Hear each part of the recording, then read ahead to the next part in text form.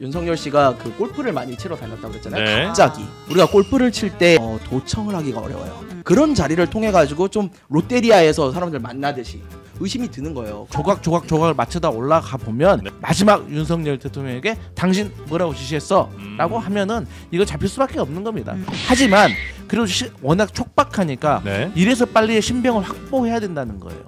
올해 윤석열 대통령이 운이 엄청 안 좋은데 그 대운이 들었다고 아니, 올해 안에 그것은 한다는 그냥 거는 꺼낸 말이고 굉장히 하고 네. 점집 동업할 수도 있는 거죠. 뭘 점집 동업했다고 뭘 그렇게 얘기를 합니까? 네. 김용현이한테 형님 이 날짜가 길일입니다. 분명히 그 시간 날짜도 이게 딱 붓글 실어서 딱 말아가지고 이거 들이십시오 그랬을지도 그러니까 몰라. 저는 그랬을 것 같아요. 12월 3일은 네. 그 인터넷 찾아보면 알겠지만 손 없는 날은 아니에요. 아니 그러니까 길일이다. 한없이 가벼운 정치 토크쇼 장르만 여의도 12월 23일 월요일 순서 시작하겠습니다. 반갑습니다. 정프로고요. 원래 23일쯤 되면 이제 크리스마스 분위기 막 나면서 또 연인들 어디 뭐 놀러 갈까 뭐 이런 이제 계획들 서로 얘기하고 그런 분위기가 좀 연출이 돼야 되는데 올해는 뭐 다 망한 것 같습니다. 네, 그쪽으로 사랑이 넘치는 크리스마스 쪽은 매우 좀 거리가 멀어진 게 아닌가 하는 아쉬움이 좀 나네요. 그래도 저희라도 또 우리 시청자분들과 구독자분들 우리의 사랑만은 서로 놓지 않았으면 하는 바람을 가져봅니다. 자, 오늘 12월 23일 월요일 오늘도 또 주말 사이에 나온 뉴스들도 많고 그래서 여러분 정리 잘 안 되실 텐데 그거 다 정리를 좀 깔끔하게 해드리도록 하죠. 오늘 뉴스는 당연히 또 우리 신혜영 기자님이 잘 정리를 해주실 예정이고요. 예, 안녕하십니까. 네. 자, 그리고 함께 또 이야기 나눠주실 더불어민주당 강성필 부대변인님 어서 오시고요. 네 반갑습니다. 네, 강성필입니다. 드디어 이제 부대변인으로 확정되셨는 모양이군요. 이제 우리가 부는 거의 묵음이죠. 묵음 처리하죠. 그래서 이제 대변인 이렇게 하면 되고 그럴 것 같고요. 워낙 큰 정당이다 보니까 어떤 미간 말찍이지만 열심히 하겠습니다. 견마지로를 다해서. 네, 어렵네요. 견마지로. 네. 전이랑 부는 묵음이죠. 네. 저는 확실히 해줘야 됩니다. 저는 해줘야 돼요. 네. 자, 부대변인으로 새로 임무를 맡으셨고요. 국민의힘 대변인입니다. 정광재 대변인님 어서 오십시오. 반갑습니다. 네. 저는 아마 다음 주 아니면 새해에는 전 대변인이 될 것 같은 불길한 느낌이네요. 그러나 한덕수 총리도 그렇게 3년을 더했습니다. 네. 자, 우리 정광재 대변인님 잘 부탁드리고요. 반갑습니다. 직급 중에 제일 높다고 봐야 되겠군요. 개혁신당 수석 대변인입니다. 김성열 수석 대변인님 어서 오십시오. 예 안녕하십니까. 네, 반갑습니다. 근데 저도 아마 다음 주부터 좀 뭐 전이 붙지 않을까라는 생각을 좀 다 하는데요. 있어. 새로운 수석 대변인 오셨고요. 지금 인수인계를 좀 하니라고 그래요? 좀 그러고 있고요. 거의 뭐 확정적이군요, 그러면. 예, 저는 확정적입니다. 당직 인선이 최근에 있었군요. 이번에 예. 그 김철근 사무총장 이렇게 경질하고 하는. 살짝 아니요, 저는 그 전에 있었어요. 네, 예, 긁지 저는 마시고. 그거 별개의 사안이에요. 궁금해서 타당 어떻게 돌아갔는지. 네. 좋은 얘기 합시다. 연말인데. 네. 자, 원래 감사합니다. 별로 안 궁금하셨는데 그냥 물어본 거잖아, 솔직히. 아니 근데 왜냐면 네. 그 대변인 자리가 네. 이게 부대변인 말고 네. 대변인 자리가 이제 그 지도부와 관련이 있기 때문에 최근에 지도부 갈등 때문에 뭐 네. 그 바뀐 건지 아니면은 뭐 다른 이유로 바뀐 건지 궁금했습니다. 그러니까 지도부 정말 갈등을 궁금했습니다. 한번 얘기하고 싶었던 거죠? 아니 그거 아니에요. 정말 궁금해서. 네, 알겠습니다. 자, 여튼 이 세 당 모두 상황이 뭐 아주 뭐 해피하진 않은 것 같은데요. 자, 그러면 뉴스 하나하나 좀 짚어보겠습니다. 어떤 것부터 가볼까요? 네, 주말 사이에 진짜 추웠잖아요. 네. 뭐 역대 제일 추운 뭐 올해 들어 제일 추운 겨울밤이다라고 맞습니다. 한 날이었는데 농민들이 트랙터를 끌고 상경을 했습니다. 네네. 최근에 이제 뭐 한덕수 총리가 양국관리법 거부권 행사한 것도 영향이 있고 무엇보다 윤석열 대통령 파면과 구속을 촉구하는 농민들이 트랙터 한 30여 대를 끌고 이제 서울로 올라왔어요. 네. 자, 근데 이제 남태령 고갯쯤에서 늘 한번 막힙니다. 경찰들이 이제 이제 좀 그만 이렇게 한번 저지를 했는데 결국은 이제 밤샘 대치 끝에 뚫고 한 10대 정도는 지금 저희가 그 밤샘 대치하는 영상도 좀 나가고 있는데 네. 진짜 아이고야. 네. 뭐 다친 분은 다행히 예, 없으신 일단은 모양이죠? 다친 분은 없는 걸로 지금 보이고요. 하여튼 뭐 예. 주최 쪽 추산으로는 10,000명이 넘는 뭐 농민들 그리고 이제 시민단체 뭐 시민들 이런 분들이 모였고 이제 그 중에 10대는 이제 남태령 고개 지나서 동작대교 건너서 이태원 한강진역 넘어 이제 윤석열 대통령 관저 앞까지 네, 가서 네. 대통령의 파면과 구속을 촉구한 뒤에 이제 네. 현재는 해산이 된 상태였는데 이제 밤새 또 이제 저기 하느라 또 이제 철야하는 기자들도 출동해서 또 현장 취재하고 그랬죠. 네네네. 예. 아유, 요 장면들 뭐 대부분 보셨을 텐데 뭐 좀 안타까우셨겠어요, 우리 정광재 대변인도. 정치가 그 궁극적인 목적은 국민들을 편안하게 하는 건데 네, 편안하게 하지 못한 측면이 있기 때문에 네. 반성하고 있습니다. 아, 누가 좀 그리고 못한 걸까요? 누가 못했냐고요?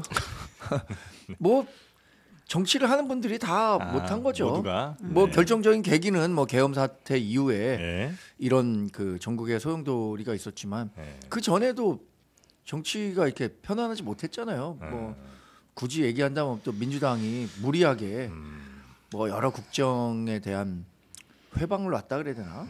그러면서도 불편했고 네. 그 이후에 나온 그 계엄 조치는 훨씬 더 국민들을 불편하게 했고 그 이후에 펼쳐지는 지난 20여일간의 과정이 정말로 뭐 광화문 광장 보셨잖아요, 주말에. 네. 탄핵 반대 집회와 찬성 집회가 뭐 불과 2-30m를 사이에 두고 이렇게 분열된 모습 보면서 네. 정치라는 게 사실 통합의 도구잖아요. 대통령도 사실 어떻게 보면 통자가 통합하다 할 때잖아요. 그러지 못한 측면이 너무 강해서 알겠습니다. 정치인의 한 사람을 굉장히 네. 반성하고 있습니다. 자. 네, 근데 사실 이제 시위가 이제 시작이죠. 그러니까 이제 탄핵안 가결될 때 이제 여의도에 많은 분들이 또 모였고 하지만 이제는 이제 또 탄핵 심판이 이루어지는 헌재 앞 뭐 이런 곳에서도 이제 많은 시민단체들이 시위를 예고하고 그 있고 전례들을 살펴보면 예 네. 이미 뭐 예고 다 해놓고 네, 네, 가겠다라고 근데 하고 저는 있고 그거는 약간 예. 좀 부정적이에요. 왜냐하면 지금 정치적으로 국회에서 탄핵이 가결됐잖아요. 예. 그 후에는 이제 그 헌법재판소에서 이게 사법적 판단의 영역이기도 하지만 네. 뭐 이건 뭐 누구에게 징계를 뭐 벌금 얼마 뭐 실형 얼마 이건 아니지만 하여튼 헌법재판소가 법리에 따라서 재판을 해야 되는데 이걸 지나치게 여론화시켜서 여론 재판 또는 이 여론을 갖고 헌법재판소의 판결에 영향을 주려고 하는 행위는 우리가 지양해야 되는 거죠. 근데 헌재는 원래 정치재판소예요. 아주 그 뭐 법리에만 매달리진 않고 말씀하신 것처럼 뭐 여론이라든지 이런 것도 고려하는 곳 아니에요? 그렇죠. 그러니까 뭐 헌정 중단에 대한 이익이냐, 네, 네, 네. 피해냐, 네. 아니면은 파면에 대한 이익이냐 이런 것들이 네, 어디가 네. 더 크냐. 결국엔 박근혜 전 대통령도 그거에서 네. 파면시키는 게 이익이 크다고 해서 네. 파면이 됐고 이제 탄핵이 가결이 됐었던 거잖아요. 근데 그 과정에서 막 그런 지나치게 자신들의 진영의 논리를 헌법재판소에 가서 막 강요하려고 하는 움직임은 좋지 않다는 거죠. 네. 알겠습니다. 사실 이런 이제 시위가 벌어질 때마다 이제 논란이 늘 되는 게 뭐 이제 경찰의 대응이 적절한 수준이었느냐 이게 항상 논란이 되잖아요. 네네. 그래서 이제 뭐 민주당에서는 이제 어저께 대응도 이제 좀 행안위에서 좀 경찰 대응 따져보겠다 이런 상황인데 윤상현 의원이 페이스북에 글을 하나 올려서 소개를 하려고 합니다. 네. 난동 세력에는 몽둥이가 답이라고 했는데요. 뭐 이걸 특정하진 않았. 이걸 특정한 겁니다. 특정하면서. 네. 이름을 잘못 읽어주신 건 윤석열 아닙니까? 윤상현이었습니까? 윤상현 의원이 생각이 완전히 똑같네. 예, 페이스북에 무너진 공권력 난동 세력의 철퇴 가해야라는 제목의 글을 올렸고 그 이제 민주노총과 이 전농의 트랙터 시위를 언급을 하면서 난동 세력에는 몽둥이가 답이다 이렇게 얘기를 했고 비상계엄 사태 이후에 이제 민주노총의 반정부 투쟁 분위기를 노골적으로 고조시키고 있다라고 하면서 어제 경찰이 차벽을 세웠다가 막판에 터졌잖아요. 네. 이제 그걸 두고 경찰이 민주당의 압력에 굴복해서 트랙터의 진입을 허용한 거다. 경찰을 향해서 공권력의 무력화를 자초했다. 이렇게 경찰을 비난했습니다. 윤상현 의원이 다른 어떤 때보다 정치적 메시지를 매우 자주 내는 걸로 봐서 다음 대선을 무조건 노린다. 네, 저도 그렇게 개선이요. 생각합니다. 예. 네, 지금 그러는 것 같아요. 딱 느낌이. 그렇게 이야기가 이미 나오고 있고요. 네. 네, 저렇게까지 센 메시지를 의도적으로 내는 데는 그러한 속셈이 깔려 있다. 원래 저런 거를 많이 하지 않았던 분으로 저는 기억을 저 정도까지는 하는데. 안 하셨었죠. 네. 예. 근데 이게 저도 사실 저희 당도 그렇고 네. 저도 이제 시위에 대해서 그렇게 긍정적으로 보지는 않습니다. 예. 그런데 불구하고 평화적인 시위에 대해서는 얼마든지 해야 된다는 부분이 있고요. 네. 또 그거가 불법적인 부분이 있다 하더라도 그걸 너무 과잉해서 진압하는 건 분명히 문제가 있어요. 네. 우리가 2015년을 기억해 보시면요. 15년. 예. 네. 그때 백남기 농민 사태가 있었어요. 아, 네, 네. 백남기 농민이 이거 똑같은 이야기입니다. 그때도 쌀 수매 가격 인상 공약 이행하라 뭐 이런 것 때문에 이제 농민단체에서 올라오셔가지고 하시다가 경찰의 물대포를 맞고 결국엔 돌아가셨거든요. 네. 그래서 그게 뭐 직접 사인이냐 아니냐 했지만 어쨌든 사람이 죽었잖아요. 시위를 하다가 경찰이 쏜 물대포에 맞고 직접 했는지 뭐 일부러 그랬는지 아니면 다 떠나서. 근데 이런 식으로 국민을 대하면 안 된다는 거죠. 시위가 죽을 만한 일은 아니잖아요. 네. 예, 그래서 저도 이번 사태도 사실은 그렇게 불상사가 일어나지 않게끔 하는 게 가장 중요한 거고 좀 평화로운 이런 범위 내에서 서로 네. 간의 합의를 통해서 할 수 있었으면 좋겠다라는 생각입니다. 알겠습니다. 자, 이제 좀 본격적으로 뉴스 예. 하나하나 좀 살펴볼 텐데 네. 윤석열 대통령의 통화 기록이 아마 수사기관에서 확보가 된 모양이죠. 네. 그 내란의 밤 당시에 12월 내란의 3일 밤 당시에 네. 윤석열 대통령의 개인 휴대전화, 개인 폰의 통화 내역을 경찰, 그러니까 공조본이 네. 확보를 했다라고 합니다. 이제 법원에서 통신 영장을 발부받아서 그 13일 밤에 윤석열 대통령이 개인 폰으로 누구랑 통화를 했는지 그 내역에 대해서 들여다봤다라는 거고요. 근데 여기 하나의 맹점은 저희 지난번에 최상병 그때도 봤지만 네. 통화 내역은 확보를 할 수 있어요. 그러니까 누구랑 통화했는지 혹은 누구랑 전화를 뭐 주고받았고 걸었는지는 확보할 수가 있는데 뭐라고 사실 지시했는지 내용 자체는 좀 보기가 어렵다라는 어렵죠. 게 네. 하나가 맹점이 있고 두 번째는 사실 윤 대통령이 그날 이제 막 곽종근 특정사령관 여인영 방첩사령관한테 지시할 때 비화폰을 썼단 말이에요. 네. 비화폰은 또 별도의 핸드폰이거든요.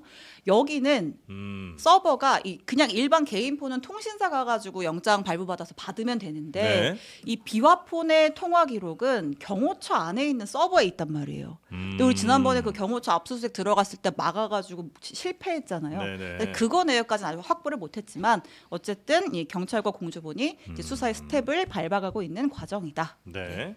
여기 그 통화 내역에서는 어떻게 뭐가 좀 나올 것 같으세요? 네, 아니면 당연히 나오죠. 나와요? 네. 일단 통신영장 발부받아가지고 네. 통화 내역을 내역을 압수했다는 것은 어떤 의미가 있는 거냐면 네. 어쨌든 간에 미진하지만 첫 번째 강제 수사가 시작됐다는 걸 의미하고 아, 있습니다. 대통령에 대한 강제 수사가 그리고 막 시작됐다. 이게 이제 통화 내용을 모른다고 알 수가 없다고 하잖아요. 근데 그렇지가 않아요. 이게 시간이 더 걸릴 뿐인 거예요. 이게 어떤 의미가 있냐면 이게 통화 내역을 하게 되면 윤석열 대통령이 계엄을 전후로 해서 누군가에게 집중적으로 전화를 했을 거 아니겠습니까? 그러면 그 사람들이 누군지를 알 수가 있고 네. 그들에게 진술을 받을 수가 있고 그들의 통화 내역과 메시지 내역을 또 포렌식을 통해서 또 찾아볼 역추적을 할 수가 있거든요. 그렇게 되면 시간의 문제지 언젠가는 어떤 지시사항이 어떻게 내려갔는지 예를 들어서 윤석열 대통령이 뭐 김용현 국방부 장관한테 전화를 했어요. 그럼 김용현이 누구한테 전화했겠습니까? 노상원한테 전화했을 거 아닙니까? 네. 그럼 노상원은 누구한테 전화해요? 문상호한테 전화하잖아요. 문상호는 누가 다 이렇게 내려가는 거예요. 지휘란 같은 것들 네. 다 보이니까. 그러면 또 그들은 또 그들 옆에 있는 측근들하고 또 이걸 상의할 수밖에 없어요. 그래서 이렇게 조각을 맞춰다 올라가 보면 네. 결국에는 일관된 진술이 완성이 되고 거기에 대해서 테러를 다 막아놓고 마지막 윤석열 대통령에게 당신 뭐라고 지시했어?라고 하면은 이거 잡힐 수밖에 없는 겁니다. 그래서 네네네. 시간이 걸릴 뿐이지 내용을 파악하는 데는 지장 없다. 저는 그렇게 생각합니다. 하지만 그래도 워낙 촉박하니까 네. 이래서 빨리 신병을 확보해야 된다는 거예요. 그러니까 지금 모든 주요 가담자들이 체포 구속이 됐잖아요. 네네. 그 이유가 뭐겠습니까? 이 내란죄라는 어마어마한 상황에 대해서 증거 인멸을 막기 위함이거든요. 네. 근데 윤석열 대통령은 지금 한남동 관저에 있는 거 온 대한민국 사람들이 다 알고 있잖아요. 여기서 얼마나 자유롭게 전화를 하겠습니까? 근데 윤석열 대통령께서 듣고 있다면 잘 알아두세요. 지금 전화하고 있는 것들이 모두 다 증거가 되어서 본인에게 부메랑으로 돌아갈 것이다. 이런 말씀 드리겠습니다. 지금 대체로 신병 확보된 사람은 다 검찰에 가 있는 거죠? 네. 경찰에 경찰 검찰. 예, 예. 그러니까 대체로 그러니까 구속돼 있는 사람들은 다 검찰 쪽에서 이렇게 구속시킨 거 아니에요? 나눠서 지금, 가 있는데 나눠서 가 있어요? 예. 지금 김용현, 네. 곽종근, 네. 이진우, 박한수 총장까지는 검찰이 검찰이 확보를 있죠. 했고 예. 그다음에 경찰은 조지호, 김봉식은 이제 경찰이 네. 신병을 확보했던 겁니다. 그 경찰 사람들은 경찰이 확보해 아, 놓고 노상원 이런 사람들도 다 경찰 쪽 아닌가요? 근데 질문 하나 있어요. 네. 그 비화폰은 어느 정도, 그러니까 국무위원들만 비화폰을 쓰는 거예요? 네. 국무위원들만? 네, 국무위원들 중에서도 네. 대통령 경호실에서 대통령이 필요하다고 하는 사람들은 추가적으로 지급을 하는 것이죠. 그러면 비화폰은 비화폰끼리만 가능해요? 아니 그 정도는 아닌데요. 네. 그 통신사를 거치지 않고 가기 때문에 네. 통신사에서 영장을 발부 받아봤자 줄 수가 없다는 아, 근행으로 해서 예. 보안을 강화시켜서 도청도 잘 안 되고 그렇게 해놓으려고 해놓은 겁니다. 이것을 조금 설명드리면 비화폰은 음성이 나가잖아요. 예. 근데 그 음성 자체를 우리가 통신사 같은 경우는 암호화를 하지 않고 그냥 가는 겁니다. 네, 네, 그렇게 네. 바로 들을 수가 있는데 비화폰은 이 나가는 음성 자체를 암호화를 시켜놓은 거예요.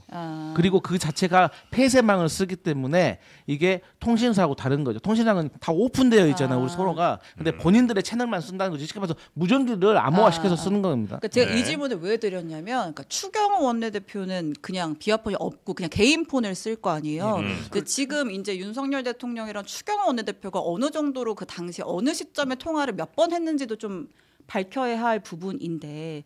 그럼 이제 윤석열 대통령이 추경호 원내대표한테 만약에 개인 폰으로 통화를 했다라고 하면 지금 이제 한 번만 했다고 나왔잖아요. 11시 반인가? 그 이제 그 앞뒤로 또 통화 추가 기록이 나온다면 이것도 또 저희가 또 들여다봐야 될 부분 같아서. 그거는 추경호 예. 원내대표의 네. 핸드폰을 네. 통신 기록을 조회하면 그게 그냥 그렇게 하면 바로 거기서 나온다. 누구한테 왔는지는 다 나오니까 네. 네. 비화폰은 발신 제한이 걸릴 수도 있는데요. 네. 그래도 뭐 그러면은 발신 제한 이거 누구냐 물어보면 나오는 거고. 아. 네, 그건 추경호 원내대표 걸 보면 아. 그러니까 그것도 그 경호처 다 압수해가지고 그 발신 기록하고 추경호 원내대표 통화 내역 중에서 일반 통화하고 이 그 중에서 이제 비화폰으로 통화한 건 다른 형식으로 이제 이게 나올 거예요. 그럼 네. 그걸 시간을 맞춰보면 되는 거기 때문에 이 결론은 이 강제 수사가 시작되느냐 그리고 인신 구속을 빨리 하는 게 중요한 겁니다. 그것은 네. 기술적인 문제라서. 이게 그 사실은 통신영장을 해서 나오는 내용은요. 좀 전에 말씀하셨지만 그 무슨 말을 했는지 내용까지 나오진 않아요. 예. 당연히 그렇겠죠. 누구와 네. 통화했느냐, 네. 얼마나 통화했느냐 이거거든요. 근데 요걸 가지고 이제 정황 증거를 좀 봐야 되는 부분들이 있는데 문제는 사실 윤석열 대통령 같은 경우, 윤석열 씨 같은 경우는 그때 그 국회에 진입해 있던 예를 들어 곽종근 특준 사령관이라든가 이런 사람들이 뭐라고 그랬냐면 전화 와서 끌어내라라고 했다는 거예요. 네. 근데 그런 걸 전화를 받은 사람들이 여인영도 있고 뭐 곽종근도 있고 여러 명이 있다는 거잖아요. 근데 그들이 진술이 나온 상태에서 만약에 통화를 했다는 기록이 나온다. 네. 그럼 그 진술에 대한 증거가 되는 거죠. 그러면은 이거는 인정이 될 수 있는 부분이 생기는 거예요. 네, 네, 예, 네. 그래서 이런 거는 빨리 좀 압수를 해야 된다라고. 본인이 봅니다. 부인한다 하더라도 그 시간 그리고 명령 받았다고 하는 그 진술 뭐 이런 것 등이 있고 통화 기록이 딱 나온다면 이 정도면 충분히 증거로서도 얼마든지 활용될 수 있다. 네, 그것도 다수화한 거니까요. 네, 혼자 한 네, 것도 네. 아니고. 알겠습니다.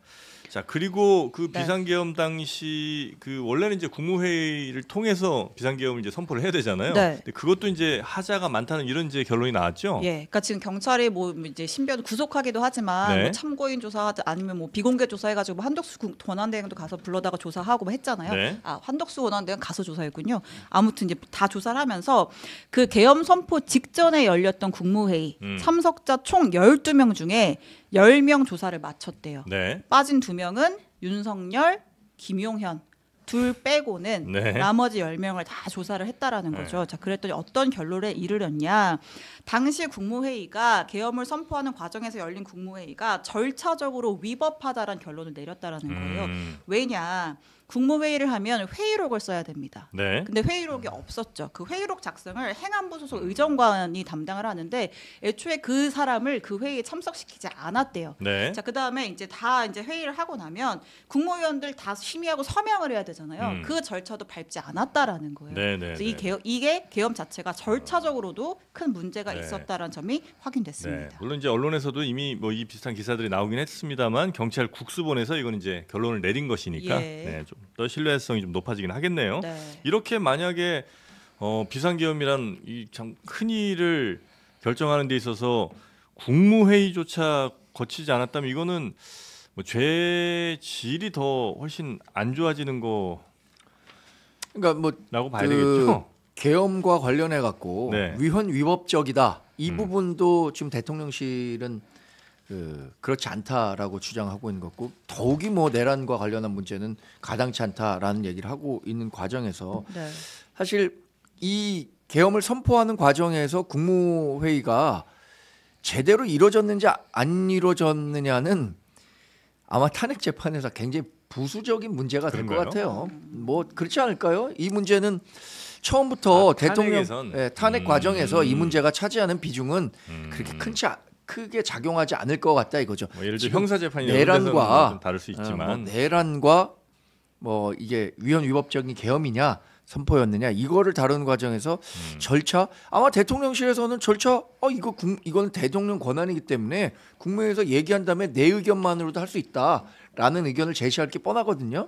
근데 여하튼 이걸 조사한 당국에서 절차적인 문제가 있었다라고 하는 부분은 뭐 부담이겠죠. 아주 더 큰 건 아닐 큰 것이다. 부담은 아니지만 네. 그리고 이것도 있었잖아요. 국회에 이것을 그 계엄을 선포하면은 고지해야 하는 의무가 있었잖아요. 네네네. 그것도 안 했다는 거잖아요. 안 했다는 거는 뭐 그 국회의장이 너무 명확하게 네네네. 얘기하고 있어서 그런 문제들을 복합적으로 봤을 때 이게 뭐 사안을 완전히 뭐 180도 바꾸는 중요한 사안은 아니라고 봅니다. 근데 이제 우리 정 대변인께서 네. 지금 이게 내란죄가 확실하다, 유죄가 맞다 이런 전제하라면 지금 말씀하신 게 맞아요. 그런데 이게 내란죄가 아니라고 주장하시는 분들은 이 절차가 별로 중요한 게 아니다라는 것은 전혀 이제 쉽게 말해서 무식한 소리인 거예요.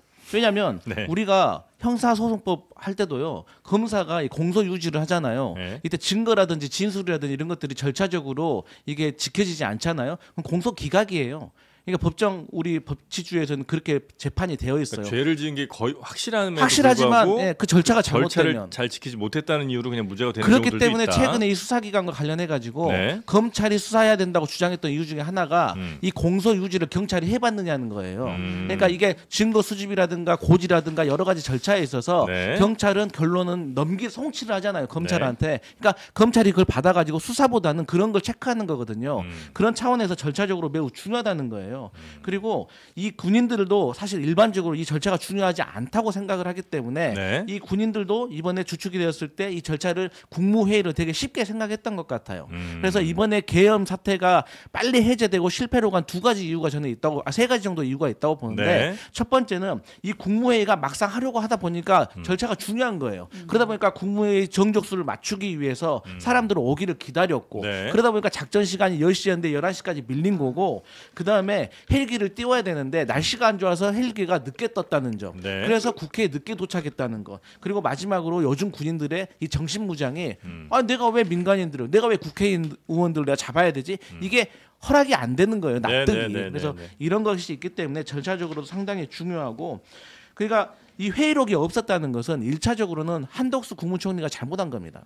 두 번째는 이상민 이 그 국무회의회 주최 담당 부서는 행안부거든요. 네. 이상민 장관도 잘못한 거예요. 그렇기 때문에 이게 어디에서 또 나타나냐면 박성재 법무부 장관이 국회 상임위에 나와가지고 당신 그 국무회의에서 찬성해서 반대해서 야당 의원이 물어보니까 그 회의 자체가 제대로 요건을 갖춘 회의가 아니어서 네. 내가 찬성이다 아니다 밝힐 기회가 없었다. 그러니까 결과적으로 이 계엄의 요건도 맞지 않았다는 뭐 거죠. 그렇죠. 뭐 요건도 맞지 않았다는 건 뭐 절차는 요건의 하나입니다. 그게 뭐 동의하지 않는 건 아닌 것 그러니까 같고. 뭐 네. 그런 문제에 관해서 이게 네. 위헌 위법적인 계엄 선포였느냐는 네. 사실 뭐 너무나 명확한 거잖아요. 포고령 1호 자체가 위헌 네네네. 위법적인 그 포고령이었다는 거를 지금 누구 부인 못하는 거잖아요. 설령 절차 거쳤더라도 이건 뭐 헌재 그렇죠. 판단에 네. 큰 영향 못 준다는 말씀이신 것 같아요. 네, 그죠? 제 말씀은 그런 네. 겁니다. 그러니까 알겠습니다. 여기서는 이제 형식적 절차적인 정당성을 확보했다고 주장하겠죠. 그런데 뭐 수사 당국에서는 당연히 그렇지 않았다라고 네, 네, 얘기해서 다툼의 여지는 있겠지만 네. 그거 자체가 헌재 판단에 영향을 네. 크게 주진 않을 그렇죠. 것 같다. 네. 사실 97년 대법원 판례에 보면요, 이 절차적 정당성에 대한 언급이 있기는 해요. 거기서는 절차적 정당성, 그 당시 전두환 옛날에 80년도 계엄 때, 네네네네. 80년도 계엄 때 전두환이 공고문을 냅니다. 그 공고문에는 우리가 계엄을 이렇게 한다라고 하고 거기 뭐가 들어가냐면 국무위원들이 부서, 그러니까 서명을 해요. 네. 그러면은 이 사람들이 찬성을 했는지 안 했는지가 바로 나오잖아요. 음흠. 근데 요번 이 계엄에는요, 그 공고문이 없어요. 네. 그러니까 지금 국무위원 중 누가 찬성했는지 안 했는지도 알 수가 없는 거예요. 근데 이게 과연 시간이 없어서 빼먹은 게 아니에요. 자기들이 생각해도 말이 안 되거든. 근데 이 상황에서 이거 내가 부서 했다가는 나 나중에 그냥 잡혀갈 것 같거든요. 그래서 안 한 거예요. 그래서 절차적 흠결이 크게 발생을 하죠. 네. 근데 이 절차적 흠결이 이제 97년 대법원 판례에서는 무슨 말을 하냐면 절차적 정당성을 지켰어도 국헌문란의 목적이었다면 이건 잘못된 거다라고 합니다. 근데 국헌문란의 목적에 대해서 지금 뭐라고 그럽니까? 저쪽에서 고도의 통치행위였다라는 말로 변명을 하는 상황이에요. 그럼 거기서 약간의 다툼이 발생할 수 있다는 거예요. 네. 물론 저는 국헌문란 목적이 100% 맞다고 생각하지만 그 다툼이 발생할 때 여기에 이쪽 국헌문란을 했다는 쪽에 플러스로 절차적 정당성조차도 지키지 않았다. 저는 이거 매우 중요한 내용이라고 보고요. 네, 이것 네. 때문에도 탄핵은 100% 가결이 날 수밖에 없다. 이렇게 봅니다. 알겠습니다. 여기에 대해서 뭐 큰 이견들이 있다기보다는 그러니까 우리 정광재 대변인도 뭐 이게 안 중요하다 이 문제는 아닌 것 같고 네. 탄핵 심판에 근데 네. 국민의힘은요 지금 두 파로 나눠졌어요. 일종의 당사파하고 본회의파가 있거든요. 네. 이 이제 우리 정광재 대변인 같은 경우는 내가 봤을 때는 지금 본회의파네. 그러니까 당사에 계엄 있었어요. 해저 당사파였어요? 거의 당사파들은 얘기해요. 이거 한동훈파, 뭐야, 추경호파 아니야. 되지. 당사파 당사에 계셨던 분들은 이거 인정 안 한단 말이에요. 멋있다. 당사파. 아니 저는 물리적으로는 당사에 있다가 마음은 심리적으로는 본회의파인데 마음만 보냈어요? 어차피 근데 본회의장 가도 표현을 그렇죠. 못하잖아요. 그리고 네. 저는 그 국회가 사실 통제가 됐었기 때문에 아까 뭐 계좌님 얘기하신 것처럼 제가 막 거길 뚫고 들어갈 만한 네. 동기는 없는 거예요. 네, 그래서 네. 당사에 가서 이렇게 상황을 보다가 네. 좀 일찍 다시 본회의장으로 갔죠. 왜냐하면 그 이후에는 본회의가 이제 해제된 이후에는 네. 계엄 해제된 이후에는 경계가 다시 느슨해져서 들어갈 수 있었거든요. 일단 본회의파로 분류하시죠. 네. 마음은 본회의파. 네. 자, 요거 하나 전할게요. 네네. 제가 의문이 하나 풀렸습니다. 네. 재밌네요. 저희가 이제 뭐 김민석 최고라든지 민주당에서 네. 계엄 한다니까 얘기할 때 뭐 9월 8월 뭐 이럴 때 뭐가 있느냐라고 얘기를 하고 되게 궁금해했었잖아요. 네, 네. 근데 정부가 들어갈 수밖에 없었겠더라고요. 왜냐하면 윤석열 대통령이 이 계엄이란 단어를 이미 지난 3월 혹은 그에 앞선 지난해 12월에도 주변인들에게 수차례 언급을 했다 이런 보도가 나왔습니다. 네. 자 일단 지난 3월 말에요. 이제 삼청동 안가로 이제 신원식 당시에 이제 국방부 장관이었고요. 조태영 국가정보원장, 김영현 이제 당시에 이제 경호처장이었죠. 불렀대요. 불러다가 조만간 계엄을 해야겠어 이런 얘기를 했다라는 거예요. 그래서 이제 신원식, 조태영이 열심히 말렸다고 합니다. 네. 근데 이제 요 시점을 저희가 주목을 해봐야 되는 게 3월 말이면 3월. 4.10 총선을 막 앞두고예요. 그때 여론 안 좋을 때군요. 그때가 이제 대파 논란 불거졌고 네. 런종섭 논란 불거지고 하면서 네. 총선에서 뭐 쉽지 않다 이런 게 조금 약간 패배가 할 분위기가 이제 굉장히 짙은 그런 시점에 총선을 앞두고 계엄 얘기를 꺼냈었다라는 네. 게 있고 그에 앞서도 뭐 지난해 12월에서도 그때도 뭐 관저로 뭐 신원식 뭐 조태용, 김명수, 김용현 불러다가 또 여러 차례 계엄을 언급했다 이런 보도가 있어서 소개를 하겠습니다. 그 과정을 보면 역시 낱말은 새가 듣고 반말은 쥐가 듣는다더니 네. 이렇게 얘기하는데 역시 정치권에는 이 비밀이 비밀이 없다. 없어요. 네. 김현철 옛날에 그 김영삼 대통령 아들 있잖아요. 예. 그분이 약간 자서전적인 성격의 에세이집을 냈는데 인생은 정비공이에요. 제목이 인생은 정비공. 예, 무슨 뜻이에요? 뭔지 아세요? 인생에 정답은 없고 비밀도 없고 공짜가 없다. 본인의 아마 그 자신의 그 정치 역정을 네. 아마 함축적으로 한 얘기 같은데 제가 얼마 전에 그 책을 받아갖고 읽고 있거든요. 네. 재밌게 읽고 있어요. 정답도 없지만 네. 우리 인생에 누구 정답 없잖아요. 네. 공짜도 윤석열 없고 대통령께 꼭 비밀도 해주시고. 없다. 그러니까 비밀이라는 게 사실 진짜 힘들죠. 어떻게 보면 근데 비밀이 있겠어. 사실 이거 네. 3월 전이에요. 저는 작년 뭐 한 7, 8월부터 준비됐다고 생각하는 게 맞아요. 작년 7, 8월이요? 8월? 네, 왜냐면 지금 언론 보도를 보면 작년 11월 군 장성 스타 인사 때부터 이 방책 사령부부터 시작해가지고 군 인사를 그때부터 짰다는 거 아닙니까? 예. 그러니까 그때 어떤 게 지금 이제 대표적인 거 하나가 뭐냐면 네. 방첩사는요 사령관, 참모장, 기획과장 이 세 가지 요직은요 절대 한 번에 바꾼 적이 없었답니다. 이 정보가 상당히 중요하고 연속성이 있기 때문에 네. 이분들은 한 번에 바뀌지 않는데 이때 여인영을 소장에서 중장 3스타로 승진시키고 소장을 또 준장을 원스타를 2스타 소형기로 참모장으로 승진시키고 또 이 김철진 준장이라는 분이 있는데 이분이 또 그 전에 김영현 국방부 장관의 보좌관, 장관 보좌관도 하고 다시 방첩사로 왔다가 네. 또 1년 만에 돌아갔다는 거예요. 그러니까 이때부터 방첩사를 중심으로 정보사 그쪽을 해가지고 섭외가 들어갔던 겁니다. 그 연장선상에서 대통령이 3월달에 뭐 계엄할까 뭐 이런 말이 나왔던 것이고 그 선상으로 준비가 됐던 거지. 군인들은요 군 작전 특성상 엄청 중요한 사건이나 작전이 있었을 때 네. 계속해서 모의 훈련을 합니다. 현실적으로 어렵다면 시뮬레이션을 돌려요. 네네. 그러니까 그런 차원에서 봤을 때 작년부터 계획됐다는 것이 맘먹은 훨씬 더 합리적이다. 일찍이다. 네. 제가 그래서 7, 8월 민주당에서도 그 인사를 보고 시그널을 확인했다고 합니다. 네. 7, 8월설에 뭐 근거가 될 만한 보도가 또 하나가 더 뭐예요? 나왔습니다.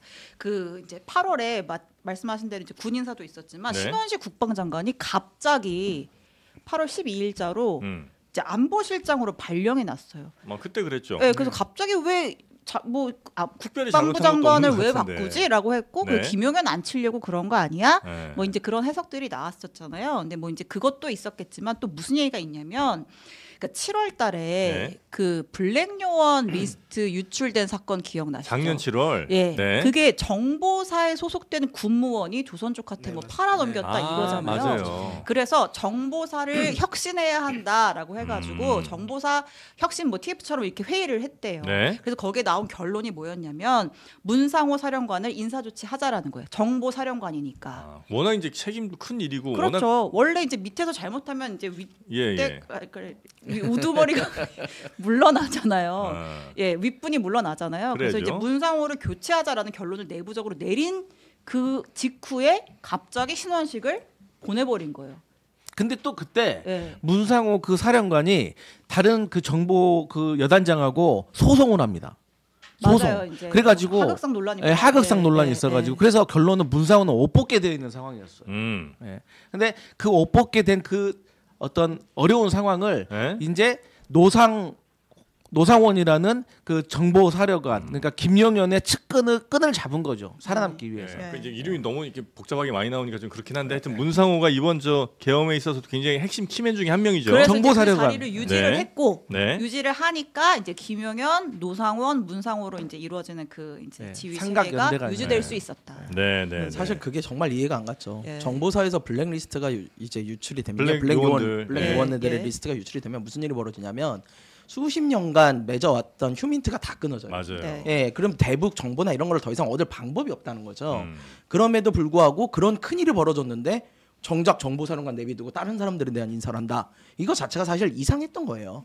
지금 생각해 보면요, 이상한 게 이것뿐만이 아니라 사실 윤석열 씨가 그 골프를 많이 치러 다녔다고 그랬잖아요. 네. 갑자기 예. 그것도요. 지금 와서 생각해 보면은 우리가 골프를 칠 때 이제 밖에 나가서 필드에서 하다 보면은 무슨 일이 벌어지냐면 도청을 하기가 어려워요.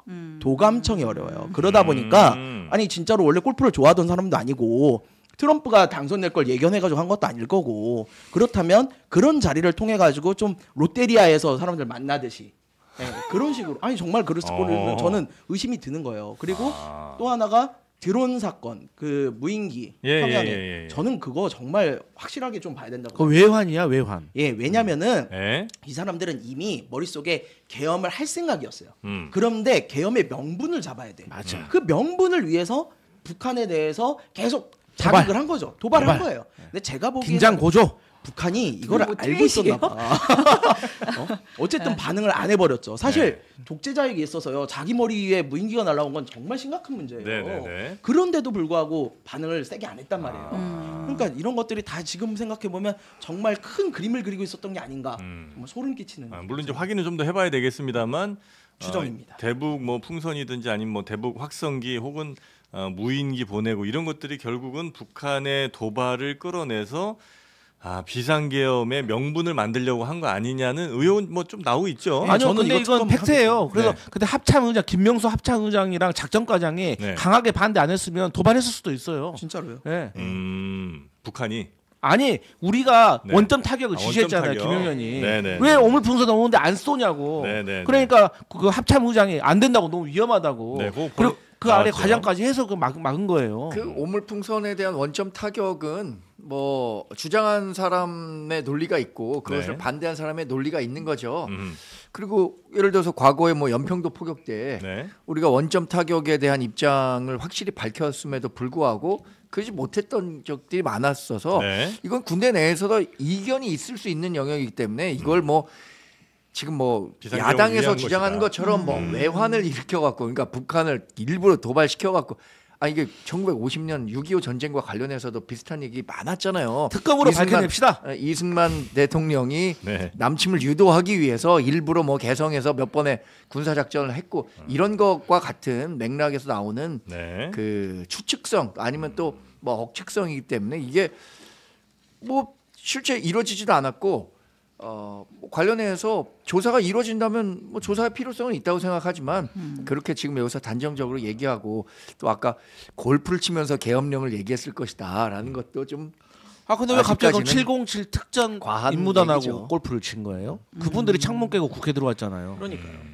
이게 너무 근거가 의심이 없는 좀 이야기가 가는 아니고 상황이라는 그거 거죠? 전혀 없는 이야기가 네. 아니고 아니 2024년에 군사 개엄을 할지 누가 알았어요. 이런 상황을 만드는 사람인데 뭘 못했겠습니까? 그러니까 저도 네. 2024년에 군사 계엄이 일어날 줄 누가 알았냐라고 얘기한다면 할 말이 없죠. 네. 저도 몰랐으니까. 네. 제가 얘기했잖아요. 저도 광화문 가서 시위한다고 했잖아요. 네. 저 광화문 가서 시위하기 전에 계엄이 해제가 됐어요. 그죠? 근데 광화문 가서 어느 쪽에서 시위하신 아니 거예요? 계엄 해제한다고. 광화문에 지금 양쪽이 있거든요. 계엄 해제. 말만 하고 계엄 가서 해제. 방송만 하고 돈만 벌지. 반대도 안 하고 막. 아니 근데 이거는 그러면 반대라도 하세요, 빨리. 반대했죠. 예를 들어서 무인기를 뭐 지금 우리 군이 보낸 걸로 거의 지금 추정은 되고 있는데 만약에 군이 보냈다면 무슨 목적으로 보냈을까? 예를 들어서 사실 우리의 정보는 이제 미국과 함께 이제 공조를 하면서 북한의 웬만한 평양 상공은 사실 무인기가 가서 찍는 것보다 더 정확한 위성으로 30cm. 예, 그 정도로 정확도가 높아서 사실은 그렇게 무인기가 필요한 상황은 아닌 것 같은데 네. 굳이 그걸 왜 보냈을까? 보냈다면 정강재 대변인님?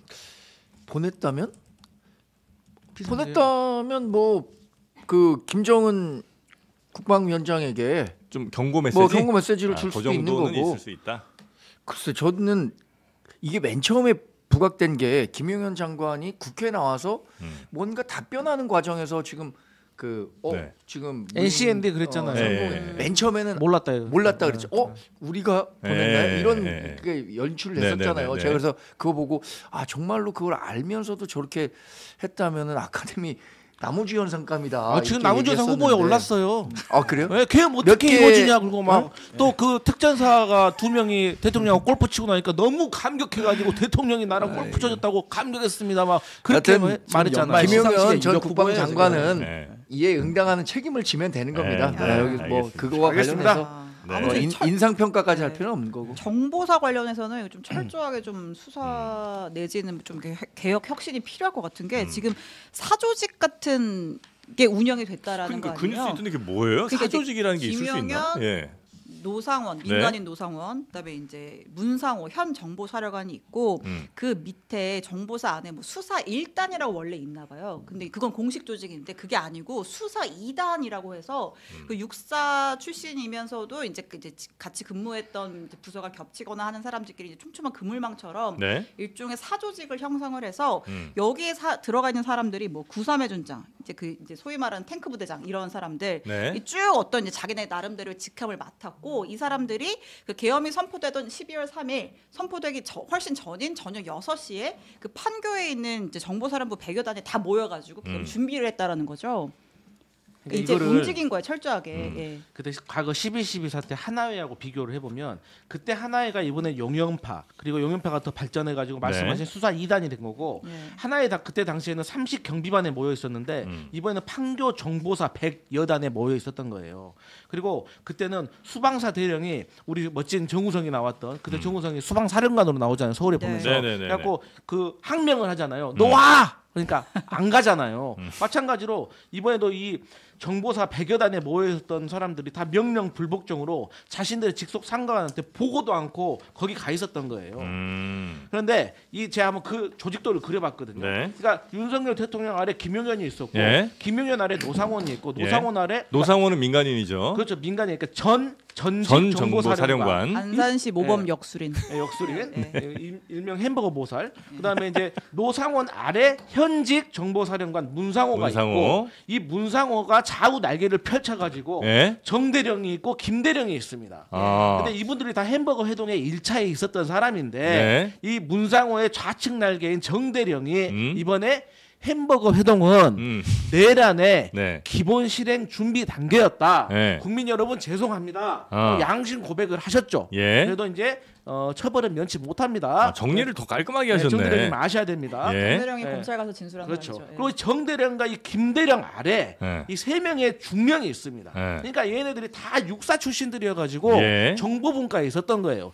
그런데 이 노상원의 특징이 뭐냐면 노상원 본인도 전과자고 본인과 주변에 있는 사람들이 좀 전과자고 문제가 많은 사람들이에요. 그러다 보니까 이제 군복을 벗어야 되고 네. 불명예 제대를 하고 네. 인사에서 배제되니까 나 이렇게 끝낼 수 없어. 어허. 어떡하지? 하니까 노상원이 있구나. 노상원 통해 가지고 이 계엄에 내가 리스크를 안고 뛰어 들어 가지고 공을 세워서 내가 소장으로 끝난 게 아니라 대장까지도 가봐야겠다. 이 정도의 동기부여가 되지 않았다고 하면 이 내란죄 네, 사형 아니면 무기징역 이게 엄청난 일을 안 할 수가 없는 거예요. 저 서울의 봄에도 영화 보면 왜 네. 전두광을 저 동해로 보내버려. 네. 이렇게 하고 이제 바로 일 시작하잖아요. 그러니까 인사가 만사라고 네. 동해 가라고 하니까 그냥 수도로 탱크 몰고 가잖아요. 근데 뭐 다 지금 사실과 맞는 말씀을 하시지만 네. 그 하나회와 이거 비교하는 건 지금의 너무- 이 사안은 너무 다르죠. 하나회는 뭐가 차이가 당시의 있어요? 전투력, 그러니까 실전 병력을 갖고 있는 사단장급 아니면 그 이상의 장성급들이 그렇긴 하죠. 엄청 많았던 거예요. 이거 정보사령부에 있는 분들 실제 무장 뭐 했다고 하더라도 규모나 지금 질적 하나회와 비교한다는 건 말이 안 되고. 그때도 노태우가 구사단장이었거든요. 맞아요. 전방 배치 병력을 결단을 해서 빼버리잖아요. 네. 파주에서 그러니까 그 하나애들이 박수 치자니 결단 내렸다고. 네. 형님들 저희가 결단 내렸습니다 그러잖아요. 네. 이번에도 마찬가지예요. 탱크 부대 왔다니까요. 탱크 부대, 아니 그럴 HID, 네, 북파공작원. 그리고 또 문제는 뭐냐면요. 그 12.12 사태 때는 군권을 가지고 있는 참모총장과 대통령을 향해서 가는 거지만 지금은 민간인인 국회의원들에 대해서 민간인들에게 비무장 민간인들에게 오는 거기 때문에 군사를 그렇게 동원할 필요도 없어요. 이거 가지고도 충분합니다. 1,000명, 100명만 가지고도 제압이 충분히 가능했던 그래서 상황이고요. 친위 쿠데타라는 말을 하는 분들도 예, 있고요. 맞습니다. 그리고 네. 이런 그 사조직이 있을 수밖에 없는 게요. 이 갑자기 급박하게 이런 일들이 벌어지면 뭐가 중요하냐면 피하 구분이 돼야 돼요. 저 사람이 적이냐 아니냐 이게 내가 이 말도 안 되는 계엄이라는 걸 내렸을 때 우리 편을 들어줄 거냐 아니면 안 할 거냐. 그러기 때문에 이런 거는 반드시 사전에 조직이 돼 있었어야 되는 거고요. 네. 저는 말씀하신 대로 이런 게 바로 하나회의 전신을 그대로 이어받아 가지고 준비를 한 것이 아닌가라는 생각이 듭니다. 네. 그 노상원 이 사람이 진짜 이번 비상계엄의 아주 키맨이긴 한데 이 사람이 심지어 저 모범 안산시 역수- 모범 무속인 상도 받았. 그러니까 이분이 네. 이제 그 이분이라고 하지 마. 이 사람이 네. 이 사람이 이 성 사람이. 관련 비위로 이제 불명예 전역을 했잖아요. 예. 그래서 이제 뭐 육사 후배들에 따르면은 이제 먹고 살 길을 찾으려고 약간 역술 무속에 종사를 한 걸로 보인다. 뭐 이렇게 얘기를 하는데 네. 원래부터 그렇게 이제 현역에 있을 때도 관상 봐주면서 너는 저녁이 언제다. 뭐 너는 뭐 어디로 가라 이런 아 얘기를 그래요. 많이 해줬다고 해요. 이번에 수사 받을 때도 경찰한테도 관상해줬다. 그 얘기를 해주려고. 그러니까 이게 뭐냐면, 그러니까 네. 노상원이 김용현한테 네. 대통령이 올해가 운이 튀었다. 무슨 이 시점을 놓치면 안 된다. 이런 조언을 했다고 조언을 하니까 김용현이 이 얘기를 듣고 아주 기뻐했다. 이런 내용을 노상원 본인이 경찰 조사 진술하는 과정에서 본인이 태연하게 아니 올해가 근데 윤통 제일 운 안 좋은 해 아니에요? 네. 아니 완전 그거는 착해요. 핑계고 두 가지 이유가 있는 거예요. 첫 번째 뭐냐면 네. 제가 말씀드렸잖아요. 작년 뭐 7, 8월부터 이게 준비가 돼 있어서 예. 노상원이라는 사람이 이 사람 섭외 저 사람 섭외 예. 다 하고 다녔단 말이에요. 예. 그런데 이게 진행은 안 되고 원래 뭐 세계 정상회의 또 전에 하기로 날짜 잡았다가 또 후로 밀리고 하니까 이 사람은 불안한 거예요. 예. 그리고 본인이 또 이렇게 섭외를 하고 다녔는데 그게 사전에 노출되면 한번 칼을 휘둘러 보지도 못하고 제압되는 거 아닙니까? 그러니까 계속해서 이 사람은 빨리 하자고 했던 거고 거기에 윤석열 대통령 부부가 무속을 좀 좋아하고 관심이 있다는 걸 아니까 그걸 이용한 거고 마침 또 본인이 공유 점집을 하잖아요. 요새 경제 트렌드가 공유라면서요. 공유 점집. 네. 아니 나 세상 살다가 아기보살과 함께. 점집을 네. 동업한다는 얘기는 처음 들었네. 아기보살과 함께. 사진 애기보살은 있을걸요? 점집 안 앞 맞는데요. 사진? 근데 지금 얘기하신 거는 윤석열 대통령이 네. 노상원 전 정보사령관과 직접적인 연관 관계가 없다는 거는 알고 얘기하셔야 돼요. 윤석열 대통령과 노상원 전 정보사령관에는 그거를 연결하는 김용현 전 국방부 장관이 있을지 모르지만 이 두 사람 간의 직접적인 관계가 이미 전역한 지 6년 됐고 그리고 전 뭐 일면식이나 있었을지도 모르겠어요. 뭐 그러니까 윤석열 대통령이 노상원 전 정보사령관의 존재조차도 몰랐을 가능성도 있다고 생각해요. 저는 이미 6, 7년 전에 전역했고 당시에 윤석열 대통령 뭐 하고 있었을까요? 검찰총장? 뭐 이 정도 했을 거 아닙니까? 그러니까 어떤 그 개인적인 인연을 찾기는 어려운데 저도 뭐 앵커께서 말씀하신 올해 윤석열 대통령이 운이 엄청 안 좋은데 그 대운이 들었다고 올해 안에 한다는 그냥 거는 꺼낸 말이고 굉장히 하고 또 하나 뭐 점집 동업할 수도 있는 거죠. 뭘 점집 동업했다고 뭘 그렇게 얘기를 합니까? 점집을 아무튼 이 동업해. 노 씨가 뭘 근거로 그런 조언을 했냐? 다 네. 대통령의 사주팔자 관상을 보면 나온다라고 하면서 조언을 했다고 하고 자기 미래도 모르면서. 경찰 수사관들한테 또 관상 좋다 이름이 뭐냐? 그 얘기하니까 그 우리 관상이라는 영화에 보면 네. 수양대군이 그 송강호에게 이렇게 얘기를 합니다. 저자는 저 아들이 저렇게 눈이 올게 될 줄 알았을까? 뭐 이렇게 하면서 가는 게 있는데 우리가 무슨 관상 보면서 얘기할 건 아니잖아요. 그럼요. 김구 선생님이 이런 말을 했습니다. 역술 공부했던 거 아시죠? 김구 선생이 몰랐어요. 역술 공부했습니다. 네. 관상 보면은 너 과거 시험에 몇 번 떨어졌기 때문에 아버지가 관상책을 주면서 이거 보면은 먹고 살 수는 있으니까 책을 봐라. 이랬더니 김구 선생님 책을 계속 보내 자기 관상을 보고 야, 내 관상은 이거 뭐 정말 어디 써먹을 데도 없는 관상인데 막 살아야겠다 이렇게 생각했는데 거기서 관상은 신상만 못하고 신상은 심상만 못하다 이런 그 마지막 구절이 있어요. 뭐냐면 관상이 몸의 이 상보다 못하고 몸의 상은 마음의 상보다 못하다. 그러니 나는 마음의 상을 잘 갖고 해서 살아야겠다라고 그러니까 우리 생각해서 국민 이번에 입은 마상은 어떻게 할 거예요? 마음의 상처는 어떻게 할 마음의 거냐? 상처 어떻게 할 거예요? 그래서 이 관상 갖고 뭐 이렇게 얘기한다는 건 좀 얘기 안 되는 거고 우리가 마음의 상을 다 잘 갖고 갑시다. 그러니까 그 얘기 안 되는 훈훈한 얘기 건데 좀 하려고 그래. 그 얘기가 안 되는 일을 자꾸 하시거나 그런 사람들과 관련 내지는 연결이 다 이렇게 자꾸 있으니까. 그러니까 저도 답답한데 네. 그게 이제 뭐 연관관계를 찾으려면 찾을 수 있는 거고. 이번 계엄 사태에 있어서 가장 의문시되는 거 딱 하나요. 계엄 시기요. 왜 이날 갑자기 12월 3일. 이렇게 이거 진짜 중요한 내용이에요. 왜냐면요. 제대로 심취했구나. 아니요, 이거 진짜 중요한 내용이 뭐냐면 보세요. 우리가 그 윤석열이라는 사람이 계엄을 했을 때 가장 신경 써야 되는 거는 150명이 안 모이는 거예요. 국회의원 150명이 없어서 해제를 못하게 하는 겁니다. 그렇죠. 국회를 막으려고 그랬고 끌어내려고 돼 있잖아요. 근데 그러려면요 금요일 날 했어야 돼요. 금요일 날 밤에 했어봐요. 박지원 의원님 같은 경우는 저 땅끝 해남이에요. 올라올 수 있었을 것 같아요. 왜냐면 금기 원래 하시는 분들이거든요. 금요일 날 지역구 내려가서 이제 술도 한잔 하시고 못 올라와요. 금요일 날 밤에 했으면요 이거 150명 모기 진짜 힘들었을 겁니다. 그래. 그런 전략적인 부분을 다 내비두고 준비는 충분히 했는데 왜 하필 12월 3일 날 그것도 원래 10시 하기로 돼 있었다면서요. 왜 그 시간에 맞춰서 했을까? 저는 이거에 대해서 계속 의문이 있었어요. 말을 해봐 이제. 근데 거기에 네. 노상원이라는 사람이 나왔잖아. 안산시 모범 영술이 나왔잖아. 햄버거 보살. 그러니까 이 사람이 물론 직접적인 연관성이 없을 수도 있지만 적어도 계엄의 총사령관, 계엄을 실제로 실행하는 김용현이한테 형님 이 날짜가 길일입니다. 했을 거 분명히 아니야. 그 시간 날짜도 이렇게 딱 붓글 실어서 딱 말아가지고 이거 드리십시오 그랬을지도 그러니까 몰라. 저는 그랬을 것 같아요. 쫙 근데 쳐보고 이게 아니 안 그러면 이 내가 왕의 비상식적인 대상인가 시기를 이해를 할 방법이 없어요. 12월 3일은 네. 그 인터넷 찾아보면 알겠지만 손 없는 날은 아니에요.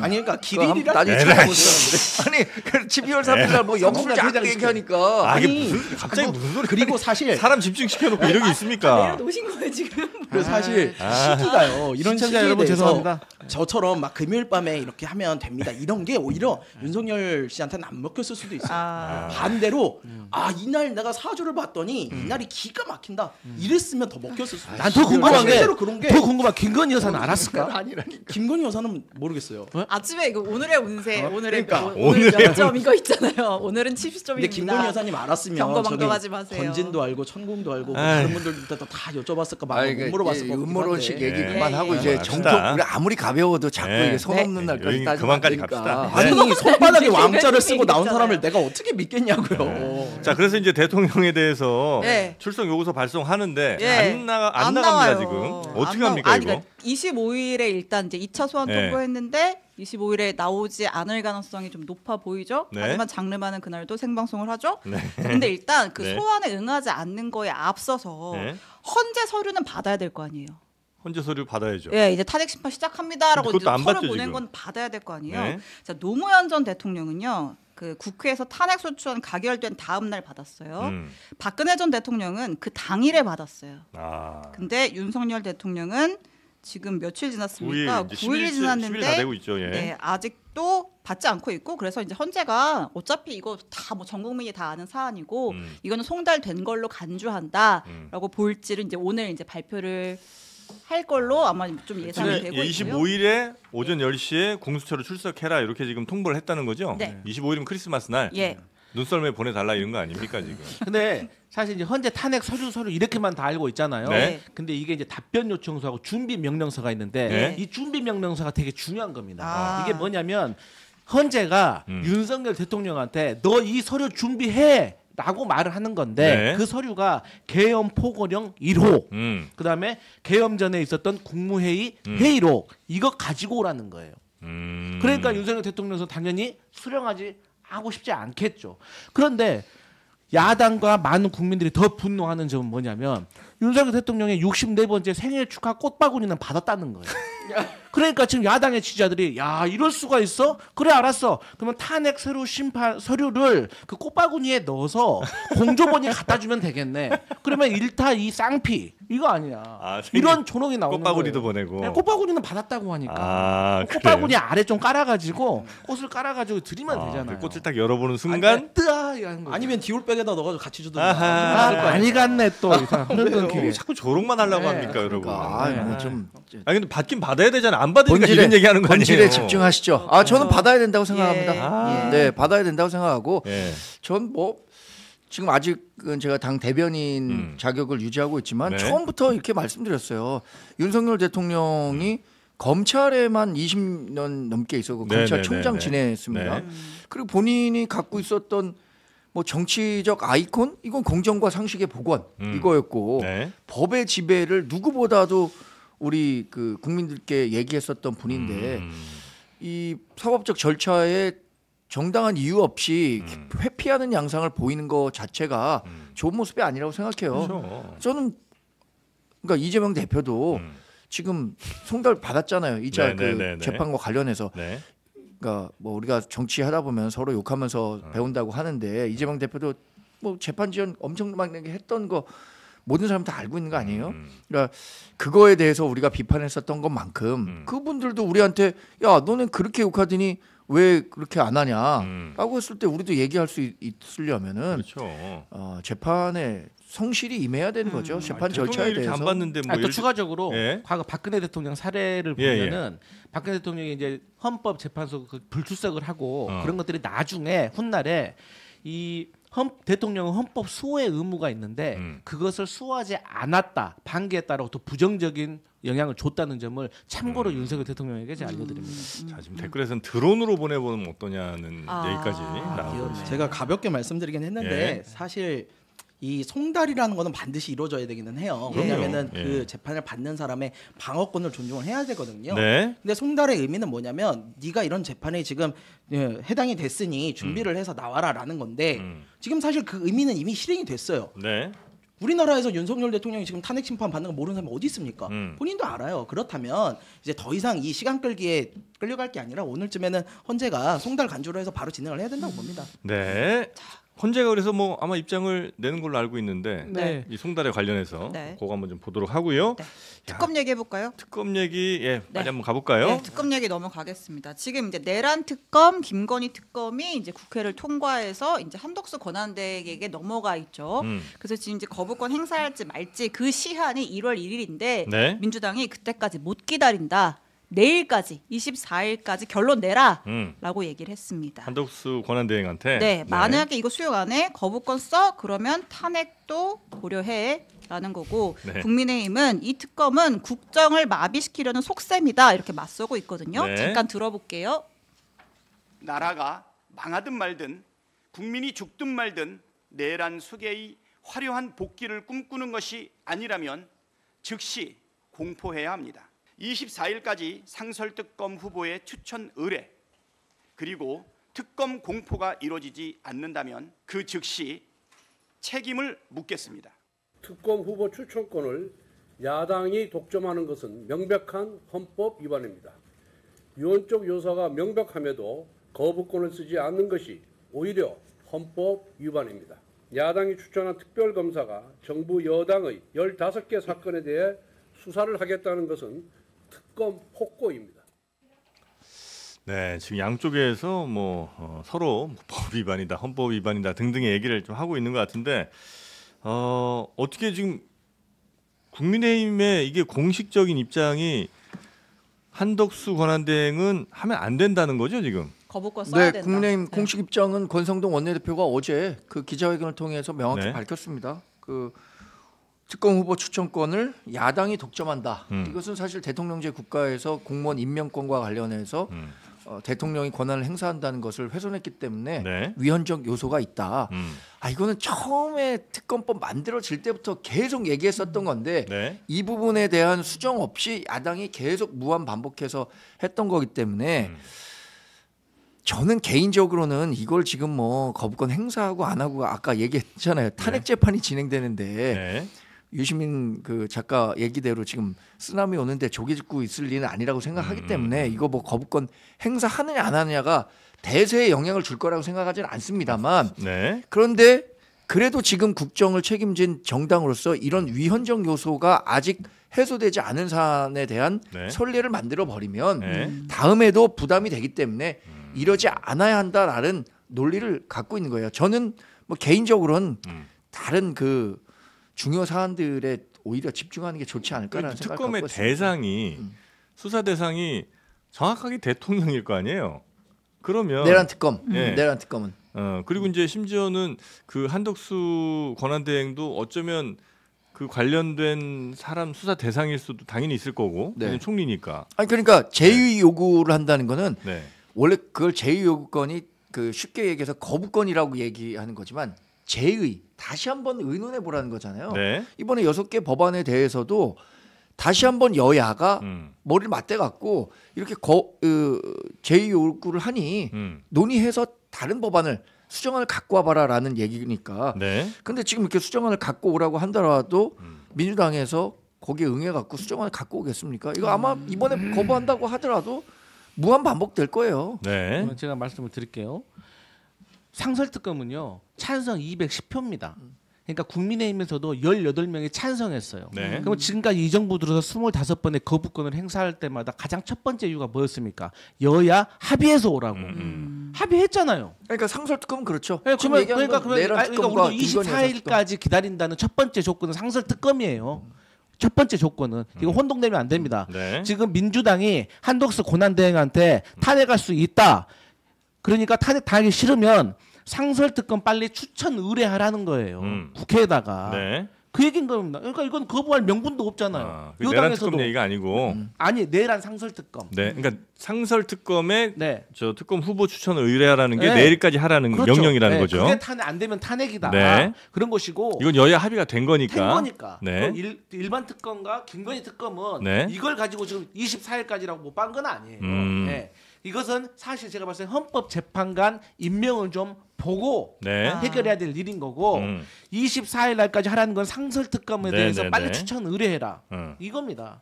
그리고 형사소송 중요한 거예요. 어차피 탄핵 재판 되고 있으니까 뭐 이 특검은 필요 없다? 아니 형사소송하고 탄핵 심판하고는 이 성격이 다른 거예요. 네. 이 형사소송은요 유죄가 있느냐 무죄가 있느냐를 가려낸 다음에 유죄가 있으면 이게 양형이 얼마나 되는지를 가려내는 거예요. 이게 징역 1년을 살 일인지 과태료로 끝날 일인지 벌금으로 끝날 일인지 아니면 또 뭐 벌금이나 추징금은 있어야 될 것인지 이걸 하는 거고 탄핵 재판은 정치 재판이라고 말씀드렸잖아요. 여론을 감안해서 파면에 이르게 할 것인가 아닌가. 그래서 미국은 상원에서 하잖아요. 이것을 탄핵 재판을 정치 재판이기 때문에. 너무 그렇게 가르치듯 하지 마세요.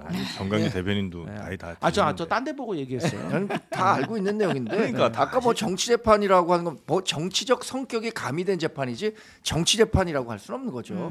왜냐하면 탄핵이라는 게 네. 중대한 법률의 위반 네. 이런 것들이 어느 정도가 중대한 거냐에 대해서 판단을 하는 거죠. 정치적 판단도 같이 고려 대상이긴 하지만 그렇죠. 어쨌든 법률 판단이다. 저는 어떠세요? 국민의힘의 본회의파를 사랑합니다.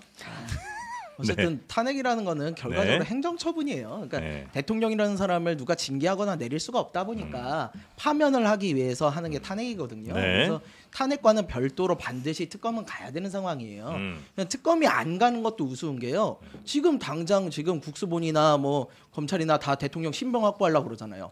사안이 얼마나 위급하다, 위중하면은 아니 서로 나서가지고 대통령 신병을 확보하려고 그러는데 지금 그 상황에서 특검은 뭐 아직 좀 혐의가 들러왔으니 뭐 뒤로 미뤄 이런 건 말이 안 되는 상황인 거예요. 지금. 네. 오히려 우스워질 수 있다고요. 그래서 그 형사처분과 행정처분은 좀 별개로 해서 빨리 좀 이루어져야 되는 상황이고요. 저는 한덕수 총리가 이거에 대해서 지금 그 내란 특검과 김건희 특검에 대해서도 뭐 31일까지 뭐 하겠다라는 것도 사실 너무 명분이 없다고 봅니다. 네. 이 권한대행이라는 게 이 정도까지 적극적으로 재량권을 쓰는 건 좀 무리가 있다고 봐요. 차라리 양곡관리법 같은 경우는 자기도 이제 경제를 잘 알고 그러니까 뭐 이런 부분에 있어서 또 이 민주당 내에서도 혹은 국힘 내에서도 약간의 이견이 있다는 걸 아니까 뭐 그럴 수 있다고 봐요. 네. 근데 이 사안은 좀 다른 내용이잖아요. 자기가 이거에 대해서 거부할 명분이 도대체 뭐가 있습니까? 저는 이런 부분들에서 민주당이 네. 좀 더 적극적으로 나서야 된다고 봐요. 왜냐하면 저는 이건 민주당 책임이 있다고 보는 게 저는 한덕수 총리가 이번 내란에 있어서 정말 핵심 동조자로 생각을 하거든요. 네. 근데 그 사람한테 지금 국정 안정을 위해서 어쨌든 운영을 맡겨놓은 상황이잖아요. 그랬는데 이 사람이 이렇게 자기 마음대로 하려고 그런다? 처단을 해야죠. 그러니까 우리도 그게 사실 처단을 해야죠. 처단을. 아니 진짜로 저는 아니, 내란을 문제가 이렇게 한 있다는 사람들에 대해서는 왜 이거를 여지를 주는 거예요? 얼마나 심각한 문제를 이게 했는데. 끌어내려라 이런 얘기시죠? 예, 탄핵해야 된다고. 네네. 자, 뭐 처음부터 정치를 주면 항상 안 뭐 되는 이렇게 거야. 감정적으로 합니까? 우리가 또 이제 큰 정당이다 보니까 우리가 함부로 그렇게 못해요. 아니 국정 처음에는 안정을 민주당도 위해서. 문제가 있다 그래서 좋은 말하네 이렇게 들었는데 갑자기 또 이렇게 아니, 처단하라 그러니까 국민을 향해서 갑자기 총칼을 또- 들이대는 사람들을 어떻게 내비둡니까? 그럼 어디까지 끌어내려야 돼요? 예를 들면 한덕수 총리 책임 있죠? 저는 처음부터 그래서 네. 한덕수가 아니라 그 당시 분명하게 밤대를 취했다고 한 그 다음 우리 부총리 있잖아요. 최상목 경제부총리 했으면 훨씬 나았을 거라고 봐요. 근데 그거를 한덕수 총리가 그냥 간 이유가 빨리 수습을 하자는 거였잖아. 근데 수습을 못 하잖아요. 그럼 빨리 다음 차선책을 내놔야죠. 좀 기다려 봅시다. 지금 24일까지 상설 특검을 하겠죠. 헌법재판관 임명하겠죠. 왜 민주당이 왜 화끈하게 못 하는 거예요?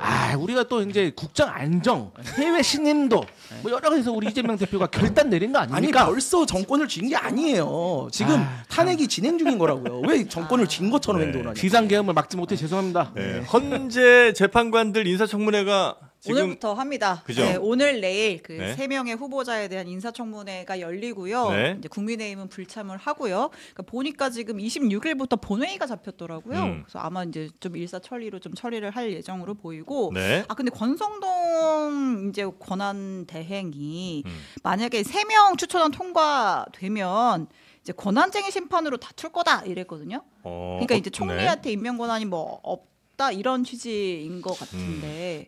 근데 그 권한쟁의 심판을 다툰다고 하더라도 그걸 막을 수 있는 실효적 방법이 되는지에 대해서는 권성동 원내대표도 누구보다 잘 알고 계실 것 같은데 네. 저는 이 적절할 부분은 네. 헌법재판소 지금 후보자들이 3명이 모두 이런 상황에서 대통령 권한 대행이 임명해야 한다라는 입장을 명확히 밝혔더라고요. 네. 그럼 6명에 있는 기존의 헌법재판관들이 회의해서 사실 헌법을 해석하는 마지막 최종 권한을 갖고 있는 네, 것이 네. 헌법재판소잖아요. 네, 네. 이런 경우에도 임명해도 된다라고 명확하게 좀 가름말을 좀 타줬으면 좋겠어요. 헌재에서 네, 헌재에서. 아, 오늘 사실 평의를 처음 연다고 했거든요. 네, 헌재가.